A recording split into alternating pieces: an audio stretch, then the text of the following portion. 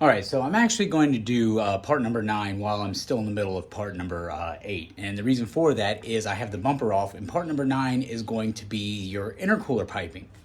All right, so what I did is I got on eBay and I got some just a cheap aluminum tubed intercooler piping kit, 2.5 inch, and I just got some random couplers. I'm running the Treadstone TR1045 intercooler, and that core has a 3-inch inlet and outlet. So what I did is I got a pair of 3-inch to 2.5-inch couplers for that, and then just some random couplers and everything for the cold side piping to go to the throttle body. Now this random intercooler kit right here, not the kit, but the actual intercooler piping kit, was like 60 bucks on eBay. So what I did is I just wound up cutting it up and making it work the way I wanted to. I need to still get a clamp for that.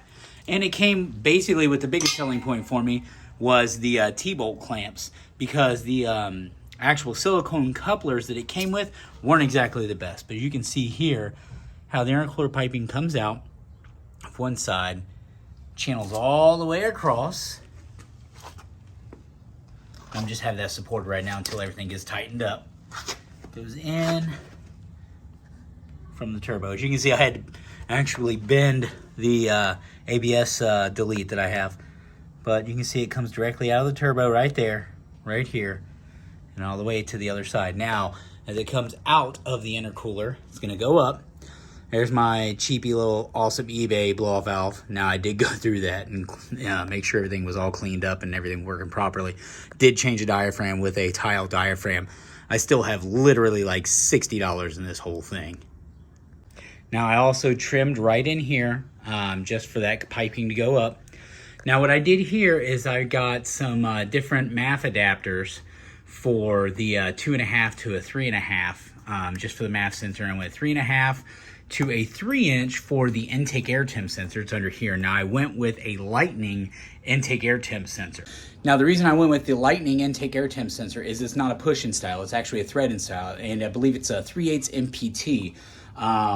And I bought that coupler, was already, tapped for that. So here's the actual part number on that. It's a DY1159. And also that sensor uses the stock pigtail in these cars as well. So there's no cutting pigtails or anything. It all just clicks right in. So like I was saying, that was this adapter. Then I went down to a 2.5 inch to kind of try to mix into here. Actually, I didn't plan on this. I would have gotten that in a 3 if it was available, but I went with 2.5 inch to 3-inch elbow adapter here for the throttle body. But my main plan later down the road is to just take this 2.5 inch, go all the way through with like a Pro-Am MAF or something like that. But for the time being, I got a really good deal on this Mafia to go ahead and use with the stock MAF to adjust the actual curve for the MAF counts, so it'll be easily adjustable. And there you can see I actually used a JLT, the air filter for my JLT quarter intake, and it's actually a 4-inch intake comb, but it fit right over the 4.25 inch on there just fine. Now also, the reason that I have this in here for this is also 3/8 MPT is because this is a 5/8 hose, and I'm going to use an adapter to fit for the idle air control valve to come over here like it should.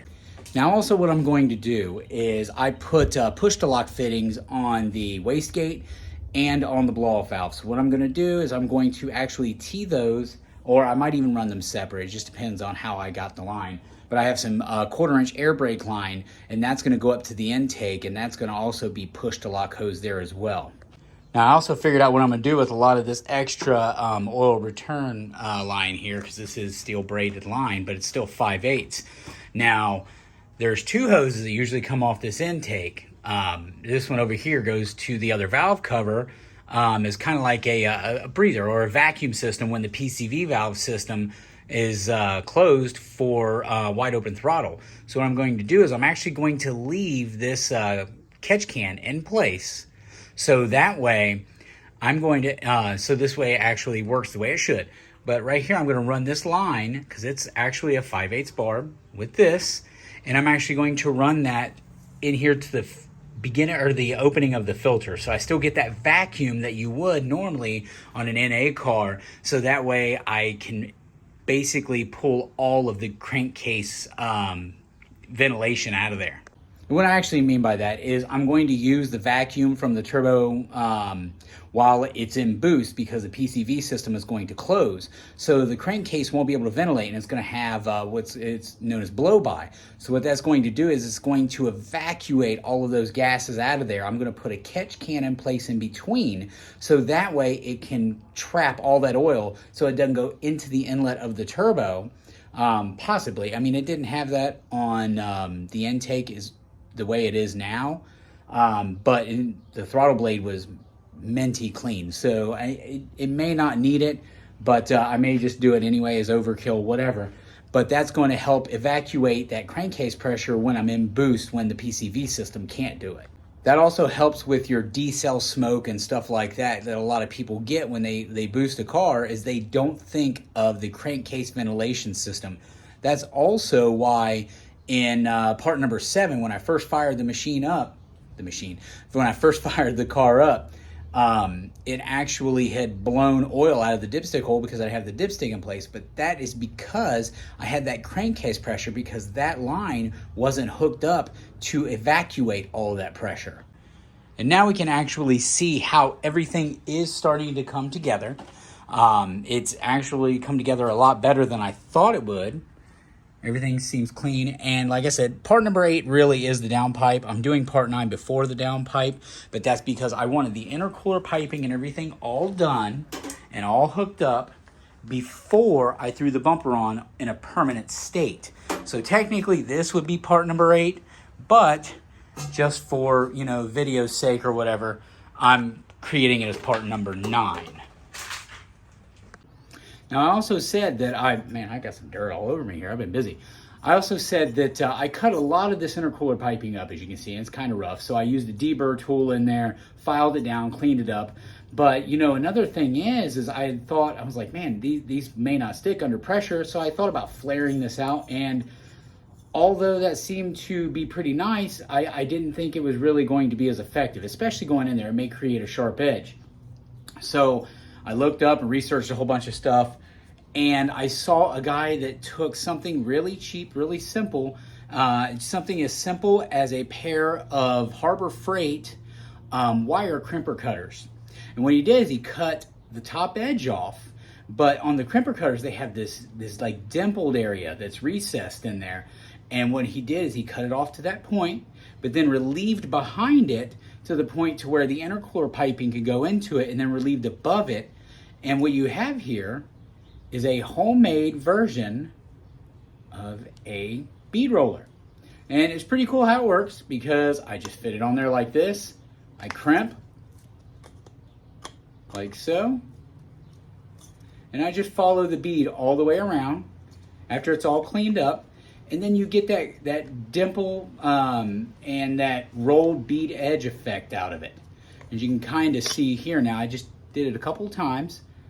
And that way, it's going to help everything stick together and not come apart. I mean, obviously, you go over it a few times, it's going to look a lot better than that. That's just a preliminary thing, but that's what I did. When I cut this piping, I went ahead and created that rolled edge. So that way, when I clamped it down, I knew that things aren't going to blow apart. Granted, it's cheap piping. I mean, it's a $60 kit. I wind up ordering also two 12-inch 4-ply sticks of intercooler piping, and that I cut into sections, 4 3-inch sections. Let's see here, like so, like this. So of course this is a rough one. I mean, mine looks a little bit better than that, but the piping that came, or the intercooler coupling that came with this, it was just horrible. But now this will go in there, clamp down with those T-bolts that were supplied with it. That was the one good thing. And it was relatively cheap, and I think I paid like $15-20 for that on eBay total. Yeah, it was mine. Yeah. So that wind up serving the purpose I needed it to, and everything has gone together very well. And I can do a little bit better close-up of this tool here. The way it is just basically relieved back into here a little bit more, relieve the top of that, and then cut it off to that point, so that way that it can actually feed further in. And I also relieve those sharp edges right here because it actually started to crack in a couple of spots. So if you actually radius it off a little bit, it'll make a nicer finish too. And then you just put it on there and you just crimp it. And it creates that edge you want. So now you have a bead roller for about $6 from Harbor Freight.